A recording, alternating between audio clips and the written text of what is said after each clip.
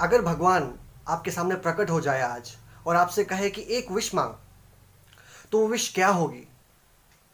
एक ऐसा विश जो आपके सारे ड्रीम्स को फुलफिल कर सकता है, जो आपके सारे नीड्स को फुलफिल कर सकता है। इस विश के बारे में समझाने के लिए आपको एक छोटी सी कहानी सुनाऊंगा। एक बार विष्णु भगवान एक इंसान से परेशान हो गए। वो आए दिन विष्णु भगवान से कुछ ना कुछ मांगता रहता, कभी ये दिला दो कभी वो दिला दो। तो विष्णु भगवान परेशान हो गए और एक दिन उन्होंने सोचा कि चलो यार इसके पास चलते हैं, इसको फाइनली मैं 3 विश दे देता हूँ, उसके बाद मैं इससे रिक्वेस्ट करूंगा कि भाई मुझे और परेशान मत कर। तो उन्होंने ऐसा ही किया। वो आदमी के पास जाके खड़े हो गए और बोले कि वत्स, मांग मांग, तुझे क्या मांगना है, तेरे 3 इच्छाएं मैं पूरी करूंगा।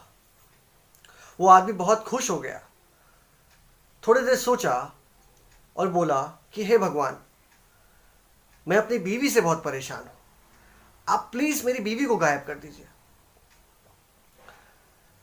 भगवान ने ऐसा ही किया। जब उसकी बीवी गायब हो गई तो वो मन ही मन तो बहुत खुश था, लेकिन वो क्या देख रहा था कि बाकी सब लोग उसकी बीवी के बारे में बहुत अच्छी अच्छी बातें कर रहे हैं कि बहुत अच्छी थी, बहुत ख्याल रखती थी लोगों का, और बच्चों का बहुत ख्याल रखती थी, बहुत हंसमुख थी, बहुत मिलनसार थी। फिर उसने अपने बच्चों को देखा कि बच्चे भी बहुत दुखी हैं। ये सब देख के उसको शायद लगा कि नहीं, ये मैंने शायद गलत विश मांग ली। उसने विष्णु भगवान को दोबारा बुलाया और दोबारा ये विश, दूसरी विश ये मांग ली कि हे भगवान, मेरी वाइफ को चाहे कैसे भी करके आप वापस ले आओ। तो विष्णु भगवान ने ये विश भी पूरी कर दी, उसकी वाइफ वापस आ गई। अब उसके पास बच गया सिर्फ एक विश।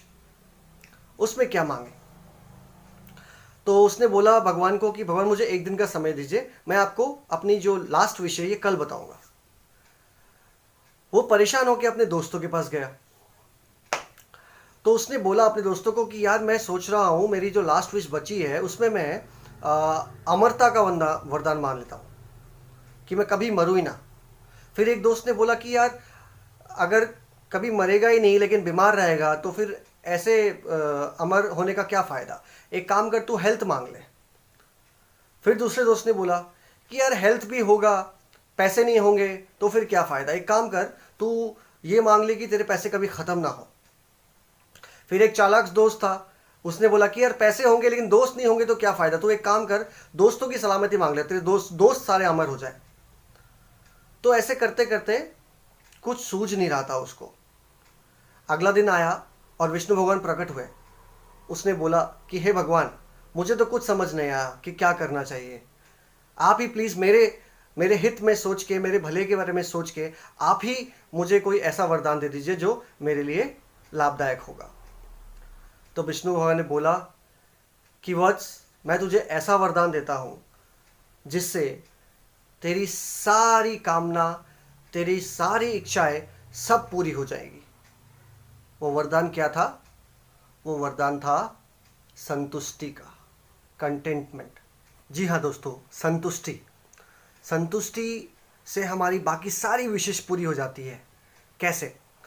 अब देखिए, हमारी जो भी विश होती है, बड़ी गाड़ी, बड़ा घर, ज़्यादा इनकम, अल्टीमेटली इन सारे विशेष का पर्पस क्या होता है? हम ये चीज़ें क्यों पाना चाहते हैं?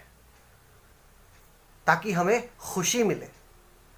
आप लाइफ में चाहे कुछ भी कीजिए, छोटे से छोटा काम, बड़े से बड़ा काम, हम सब खुशी के लिए ही कुछ भी काम करते हैं। तो अगर हमारे अंदर संतुष्टि होगी, आज जो हमारे पास है उसको लेके हम संतुष्ट होंगे, तो हुए ना हम खुश, आज अभी इसी वक्त। तो हमें क्यों इंतज़ार करना है कि जब हमारा घर बड़ा होगा, जब हमारी गाड़ी बड़ी होगी, हम तभी खुश होंगे। आज मैं संतुष्ट हूं, मैं खुश हूं, दैट्स इट। लेकिन यहां पे कुछ लोग जो मेरी बात को नेगेटिवली लेंगे, वो ये सोचेंगे कि इसका मतलब तो एक इंसान अपनी जगह पे बैठ जाए, जो कर रहा है वही करता रहे और आगे बढ़े ही ना।